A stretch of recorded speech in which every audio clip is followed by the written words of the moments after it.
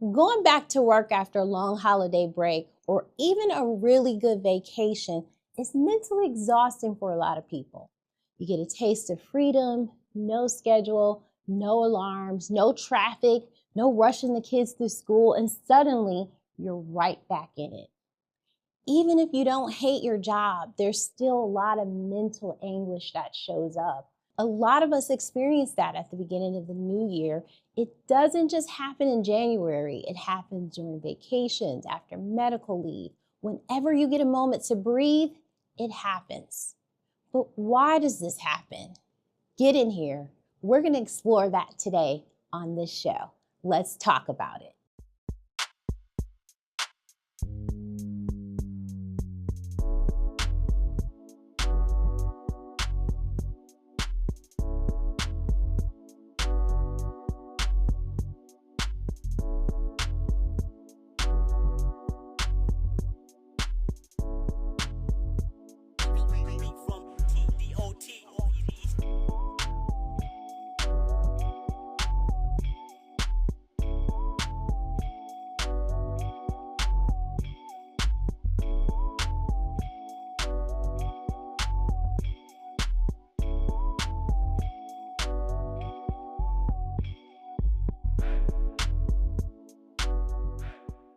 Welcome back to Let's Talk About It, the podcast. I'm your girl, Twana Yvonne, but everybody calls me TJ. And I want to kick off this season by saying thank you. Thank you for being here, for listening, and for growing with the show. Season 2 feels different, and that's intentional. This season marks a new chapter, not just for the podcast, but even for me. I'm hosting the show solo dolo. And I want to thank my girl Shatima, who was a wonderful co-host and really helped get the show off the ground. Shatima is taking time to really pour into PTMG, who will be partnering with the Black HR Society this year. So we will definitely still see her and Procure Talent Management. We wish Shatima well. And of course, I want to stop all the rumors right now. So don't start saying me and Shatima broke up, because we did not break up. Again, you will definitely see Shatima, but we certainly want to wish her well for her time and commitment with the podcast and the Black HR Society. While the format may shift a little bit, the heart of this space will definitely remain the same. It's not scripted, and I'll continue to bring you fun-dutainment. And of course, that's a word I coined, and I always make up these words. But fun-dutainment for me means fun, educational, and entertaining. The show has always been created based on lived experiences around the workplace. So season 2 will allow me to slow down a little bit and connect and bring practical strategies. As someone who has spent my career at the crossroads of guiding leaders and also supporting employees through those tough conversations, I have a lens that I preach to leaders. It's a shared responsibility for employees and leaders. But I have an eagle-eye view of both. So this season, I'm really excited to open up my playbook, and we get to explore how you as an employee get to influence your workplace, the experience you have, and leaders, y'all need to lean into strategies that really come from understanding what your employees need, what they're sharing, and then we get to cultivate thriving workplaces together. All right, so let's get into today's conversation and let's talk about it. I kicked off the show talking about that feeling we get when we are returning back to work after a long period off. And even sometimes our weekend, we deal with that syndrome on Mondays, right? Where Sunday, we're actually already thinking about going back to work. So the first thing I'd like us to do is name that thing, right? What is that called? In order for us to figure out and provide strategies, I want to start with naming that thing. And so sometimes they call it post-vacation burnout. Post-vacation burnout is a mental emotional and mental crash that happens when rest ends and responsibility resumes. That's pretty easy. They also call it re-entry stress. That makes sense. Post-holiday blues, cognitive load shock. That's interesting to me. A sudden return of decisions, like you having to do your emails and all those expectations. And the one that really resonates with me is psychological whiplash. Like you're just all of a sudden having to get up tomorrow and you're returning to the alarm clock, returning to rushing through traffic. So that freedom we had in our time and our calendaring, it goes away. And now we're returning to structure too fast. In general, our nervous system just went from like this soft life, right, to survival mode. And that's pretty tough, right? You're kicking up your feet and then all of a sudden you got to take off from the blocks running and you're already worried about what happens Monday. So we also call this issue, we are losing our autonomy. And what autonomy is the ability to govern ourselves. We all like to be grown, as I like to call it. Don't tell me what to do. Don't tell me when to go. But at work, when we've got those schedules and deadlines, we've got to get back to that, where we've lost our autonomy. So we're back to alarms, back to deadlines. And then the brain feels like control was taken overnight. I want to hone in again on your nervous system, because the core of all of the strategies we're going to talk about, you really have to start internally. It starts in your head. It starts with you getting your mental in a state to prepare. And I was going to say battle, because I remember going into work and a lot of times it felt like I was going into battle. And so it starts with getting your mental prepared before you're even physically in that state. So again, our nervous system is in shock when we go from that rest to moving really, really quickly. It's cognitive overload, and then even grief. I think most of us don't recognize it, but there is some grief. Even when you lose a job, right, you experience what we call grief of that loss of that normalcy. And so for a minute, having no schedule and having the ability to go and sleep in even, right? You want to sleep in.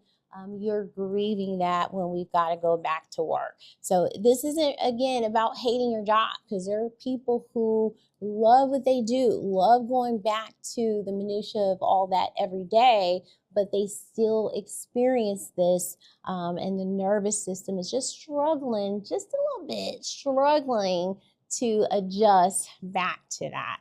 So let's talk about some practical strategies. I want to start with the employees first, all right? I want to start on the employee side, and then we'll move into the leadership side. Because remember, I get the lens of seeing both and helping both, navigating both. And so I want to start with strategies that help the employees first, all right? First and foremost, we're not lazy. So tell your brain, I'm just having to readjust to getting back into the swing of things. And so I always want to remind us to have some grace, be kind to yourself, lower the self-expectation talk is what I like to call it. We have these internal monologues with ourselves, and oftentimes you're already pushing to get certain things done that you may have left hanging. But don't start that rough with yourself. Maybe start with a 48-hour soft reentry, as I call it. When I take vacations, I'm intentional about taking the next day after I come back. I'm not going back to work if I'm lucky. I want to make sure that I am giving myself a day to reset, right? Especially if I've traveled overseas or out the country. Give yourself some time, and if you're fortunate, have a day to reset. Now, I used to take that day before I went back to work. It might even be a Monday, and kind of scan through my emails. I'm not encouraging that, because if you are off, I'm going to encourage you to use your vacation, take your vacation. But I did take advantage of, at least in my space, in my mental space, it felt good to kind of dig through the emails before I went in on Mondays, all right? But if you can, give yourself a soft reentry. Try not to have meetings. Don't accept meetings on that Monday when you're coming back to work, so you can focus on what has happened and cleaning out your inbox without feeling so heavy and feeling the pressure of having to catch back up. So try to start with those low tasks. Now, if John comes over and it's 9:10 on Monday and he is like, hey, TJ, do you have that thing? Okay, because the thing was due on Friday and I was on vacation. Don't put yourself in a situation where now you feel obligated to, appease John. And many of us do that in the workplace. We want to overperform. We want to just make sure we're doing what we need to do. But it's okay to remind John, because read the room, John, it's January, the holiday, we're all been off. It's okay to say, hey, John, I haven't gotten an opportunity to get to that, but how is Wednesday before Wednesday morning to get that thing to you? All right. And John may say that's okay. But if John's one of those annoying coworkers and he feels like it needs to be done or it's already holding him up, don't overcommit still. All right. This is where now you get some TJ language and still let John know, I will make every effort to review that, John. And if possible, I'll get it to you sooner, but I'll commit to you by Wednesday morning. So stick to your guns. And that's really holding your own and having confidence. And what is John going to do? He can't make you do it, right? That's where you pull out your inner charade. Who going to check me, boo, right? So let him go to the manager if he needs to. Hopefully your manager's got your back. So nonetheless, let's try to do what I call a 48-hour soft entry to get back in the workplace. Now, the other one for me is the nervous system. How do I prepare my nervous system? Because again, that really is the core of how my day is going to go. If you want to, dive into some neural stuff, your brain's got to be right to go in the workplace. If you're already negative about it, if you're already feeling exhausted, it's going to feel heavy. All right, so that nervous system reset, let's give a couple tips. Try to do some deep breaths in the morning. I remember having a coworker that would call me and we would talk on our way to work, and I was coaching her through bringing her anxiety down about the day. And so what I did instead, so that I also wasn't getting that residue energy, that residual from her anxiety, I recommended meditation for her in the morning. I sent her like a 11-minute, I am affirmation to kind of soften and settle her nervous system a little bit. I used it. At that time, I would listen to it while I got dressed in the morning, but I encouraged her to put that on so that her mind settled down just a little bit. And you can do that. Take up some deep breaths when you get to work before you open that email from Jane, or before you respond, or even read the email, right? So sometimes I know this coworker is annoying, and we all have them. So take a moment before you even read their email and just center yourself so that you know and you can kind of prepare for what's coming. Take some walks away from your computer. We don't do that enough. Most of us are so focused on making sure we get everything done that we don't take time for ourselves. Even if you just walk the building or walk outside, get some sunshine, be okay with taking a little break. Now, my personal favorite is music. There's frequencies in music that will help settle your nervous system. Once again, I'm on that nervous system thing, y'all. But I like to prepare myself for war or battle. Even today, before sitting down, I put on music, and I like to call it my theme music for that day, like what I'm feeling or what I need to be feeling before I go into war or to battle, or even to have a good time, I play music. Now, my kids play sports, and what I used to do to get them geared up for the games is ask them what song got them in the zone for the game, because they knew on their way to the game they were going to focus on their plays, but inside they had their headphones on and whatever beats was playing helped them get in the zone. And so for you, I'm going to ask you to think about, what song would you play if you were a boxer and this is your song you're coming out to? All right, what song are you coming out to if you are going into a boxing match with, I'm gonna say, Mike Tyson? All right, me, I'm playing I Ain't Never Scared. All right, right? I ain't never scared. That's my song. Like the bass in that, and even the words. Like, if I gotta go into it, I don't go into it scared. I go into it ready. All right, so that's tip 3. And last, stop the productivity gap. That's my last tip here to the employees.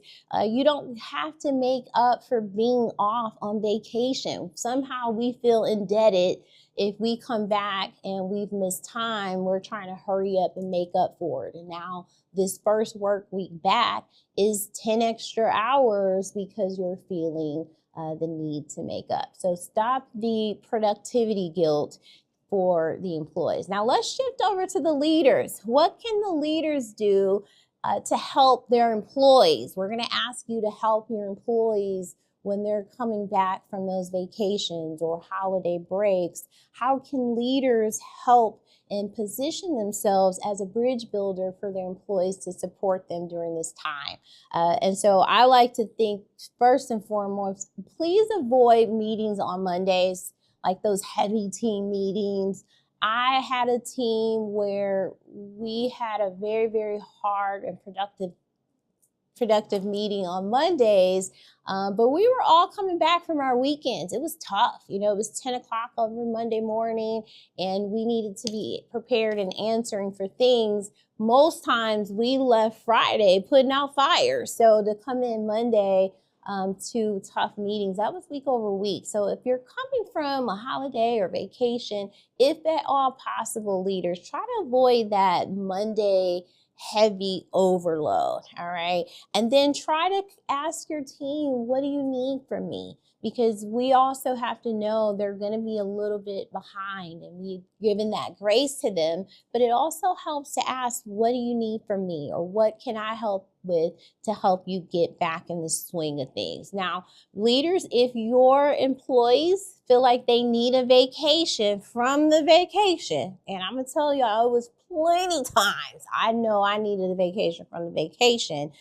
That's not an issue with your employee, all right? They're not having a time management issue or productivity issue. It's likely a system issue, all right, in the workplace if people are feeling the need to vacation from the vacation, all right? So let's recap really, really quickly. We named the phenomenon. We explained for everybody why this happens to us. Now, leaders, I'm going to identify, because I feel like leaders tend to forget y'all are employees too. All right. So when I'm talking about the strategies for employees, this is for you as well. The executives, the managers, the supervisors, and even small business owners. All right. Think about these things as somebody showing up in the workplace. But we've named it, we've explained why this happens, and we've given tools to the team members, the employees, and now leaders, we've talked about how you can help as well. The question for the audience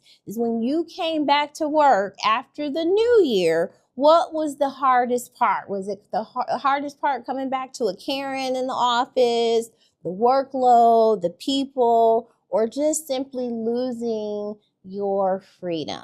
That's my question for y'all. Drop that in the chat.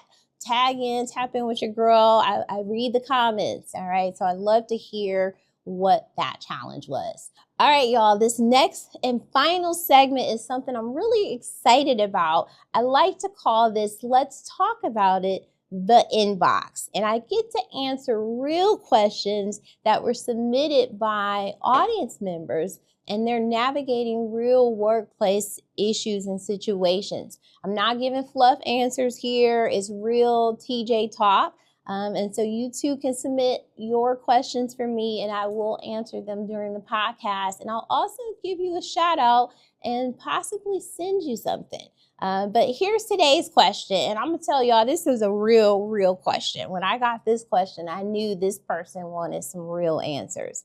The question is, why does it feel like leaders get cushy jobs, live well, and can fire employees over the smallest thing? Like our jobs aren't tied to our livelihood, and is at-will employment the real reason they get away with this, TJ? What can employees actually do? All right, well, that was pretty deep. And there's a lot here to unpack. And so I don't want to miss anything. I want to first start with saying you're not crazy. That does happen. You're not overreacting. Our survival is tied to our job. You know, most of our day for employees is filled with work.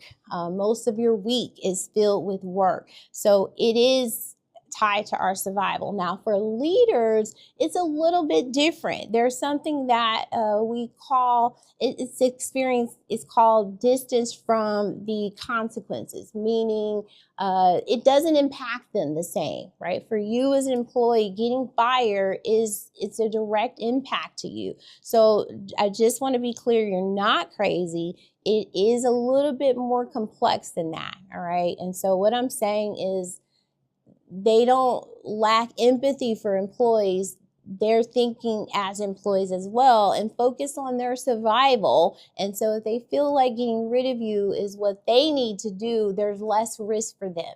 So they're not necessarily not thinking about you, but they're thinking about themselves, all right? And so when you're closer to it, the impact, it feels heavier for you, and that is fair. So I just wanted to validate your feelings that it is true, but they're not lacking empathy per se. They're performing as employees as well. Leadership roles often come with a little extra protection. I want to acknowledge that. And that comes in different forms, though. They may have contracts. There's often legal things tied to leaders in that situation, but I don't want to villainize them, all right? Employees don't necessarily have contracts, so you're not getting that same safety net. But employees feel like the system protects the leaders more than the frontline workers. Let's explore that a little bit, because that's what I hear you saying in the question. While that can be true, not all leaders are just careless and reckless. In most cases, they want to help you, all right? So power doesn't always make everybody a bad guy and cruel, but it can, again, make them be a little more disconnected from what's really happening to their employees. But the at-will part is important here. What at-will means is employment for a company. They can legally terminate you at any time, all right? And even for you, you can leave at any time and there's no consequences legally. But that also means they cannot violate like your rights, meaning they can't discriminate against you for race, or age or sexual nature. And so a lot of times, if you're feeling picked on, there could be some of that in there. And what I would encourage you to do is take some notes, all right, document those things. There's an app called Work Receipts. It's free.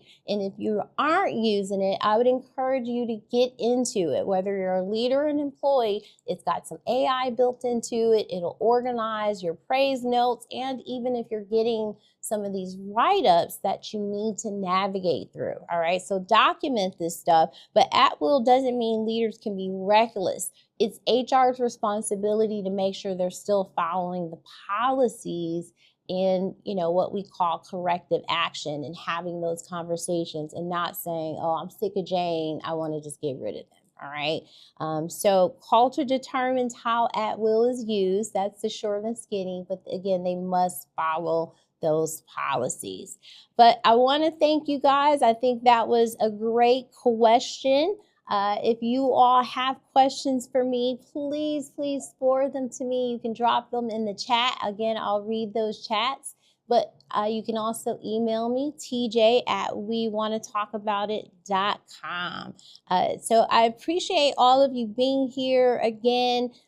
If you've got some workplace questions for me you want me to unpack on the show, be sure to submit those. I want to give a shout out to our sponsors, the Black HR Society, first and foremost, for making a meaningful difference in the careers and lives of not only Black HR professionals, but also the community at large. If you want to follow the Black HR Society, they're on social, every platform at the Black HR Society. They're on Instagram at Black HR Society. We also want to give out a shout out to our newest sponsor, Fit Thick Lifestyle. You see it, you see it. Fit Thick isn't about a size, it's about embracing every phase of your journey, including and most importantly, embracing them curves. So whether you're fit, thick, or somewhere in between, Fit Thick is about choosing you every single day. So I hope you'll join the movement.